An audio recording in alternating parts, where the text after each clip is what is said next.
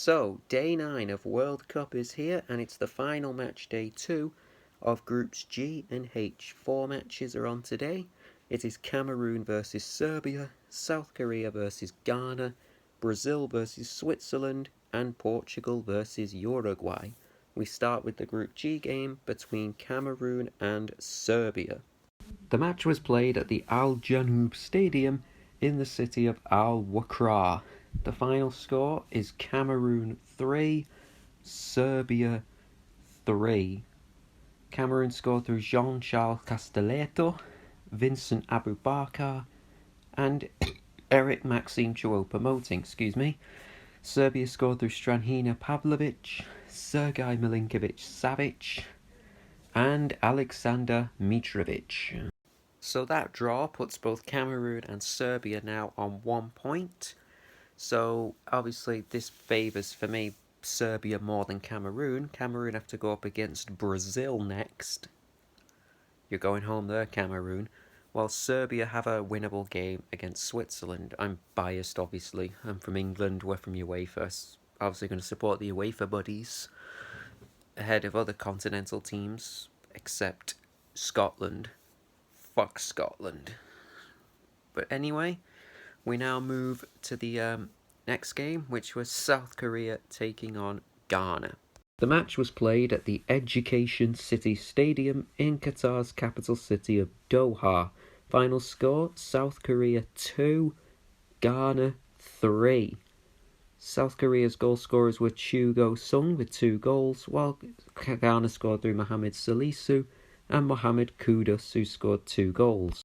Good victory there for Ghana. That puts them now on 3 points. South Korea still stuck on 1 point. Ghana are up against Uruguay next. Oof, 2010 all over again, maybe. Will lightning strike twice, or will the Ghanaians have the advantage? Who knows? And South Korea have to go up against Portugal next, which, yeah, good luck there, South Korea. But anyway, now we move on to our next game, which is Brazil against Switzerland. The match was played at Stadium 974 in the capital city of Doha.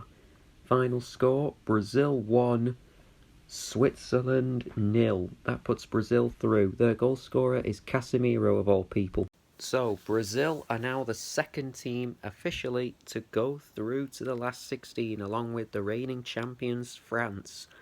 That puts Brazil on 6 points, Switzerland are still on 3, and Cameroon, Serbia are on 1 each. Switzerland have it all to do now against Serbia, whereas Brazil can rest easy now, no matter if against Cameroon, just play the benches or something like that, because they're in the last 16 anyway, and Cameroon I want to be fighting to get through. But anyway, the final game is Portugal versus Uruguay. The match was played at the Lusail Iconic Stadium in the city of Lusail. Final score, Portugal 2, Uruguay 0. Both goals were scored by Bruno Fernandes. That victory now puts Portugal through to the last 16 with 6 points. Ghana were on 3 points. Both Uruguay and South Korea still stuck on 1 point each. Uruguay have to beat Ghana in their last game and hope that South Korea lose to Portugal, or at least draw, to have any chance of going through. So it's going to be a real tense final match in this group to see who joins the Portuguese in the last 16. The first goal was actually debatable. It kind of came off Ronaldo's head, but FIFA credited it to Fernandes. So we'll just have to wait and see on that.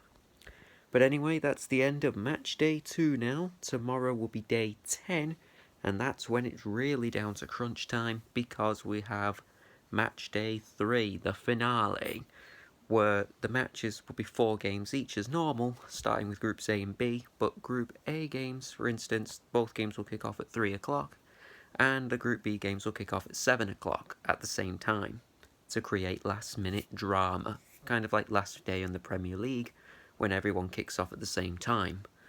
Now, of course, please make sure you like, subscribe, turn on notifications to never miss anything. Follow me on social media, Twitter, Instagram, Facebook, all links are in the description below. And if you haven't seen my Day 8 review, check that out. That link is also in the description below.